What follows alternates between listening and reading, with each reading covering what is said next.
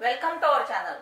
Friends, आज आपण पाहणार आहोत मुंबई उच्च न्यायालयाचा महत्त्वपूर्ण निर्णय, जसे की पतीला दरमहा पोटगी द्या असा पत्नीला आदेश. फ्रेंड्स, व्हिडिओ पूर्ण बघा, लाईक, कमेंट, शेअर करा आणि सबस्क्राईब करायला अजिबात विसरू नका. तर चला पाहूया आपण काय निर्णय आहे मुंबई उच्च न्यायालयाच्या औरंगाबाद खंडपीठाने. नांदेड येथील एक घटना आहे. नांदेड येथील एका कनिष्ठ न्यायालयाने दिलेल्या 2 आदेशांवर शिक्कामोर्तब केला आहे, ज्यामध्ये एक महिला शाळेतील शिक्षिकेने तिच्या विभक्त पतीला इंटरिम मेंटेनन्स मीन्स अंतरिम मासिक भत्ता म्हणून 3000 रुपये पोटगी देण्याचे निर्देश दिले होते. यासोबतच तिच्या शाळेच्या मुख्याध्यापकांना तिच्या दरमहा पगारातून 5000 रुपये कापण्यास सांगितले होते. हे पैसे कोर्टात जमा करण्याचे आदेश देण्यात आले, कारण तिने ऑगस्ट 2017 पासून ठरलेली रक्कम पतीला दिलेली नव्हती.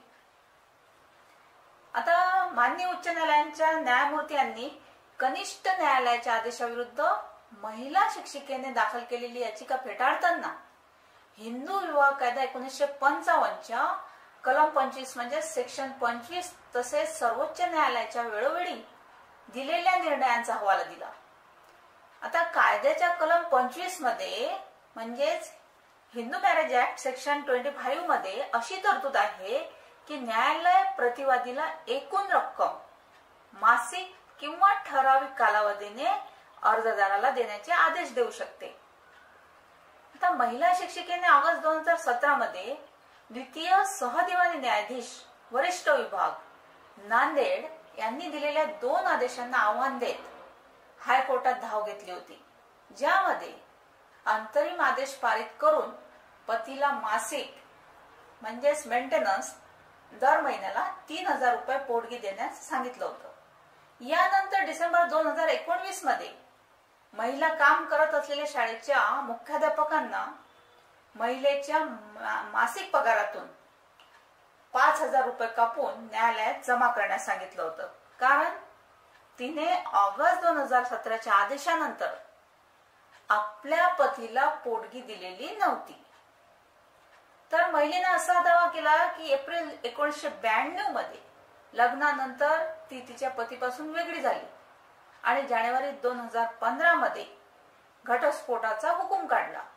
आता त्यानंतर पोटगीचा आदेश पारित झाला आणि तो टिकू शकत नाही.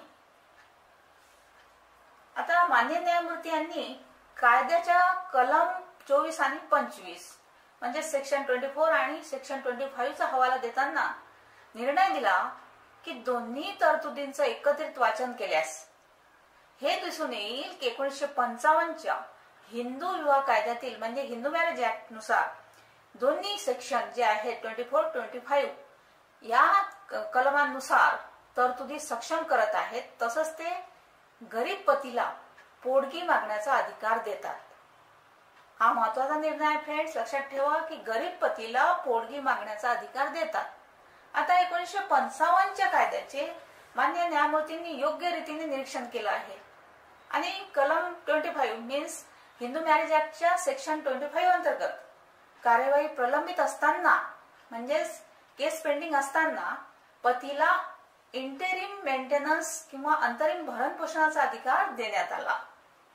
तर फ्रेंड्स, हा होता मुंबई हायकोर्टाचा महत्त्वपूर्ण निर्णय. थँक्यू.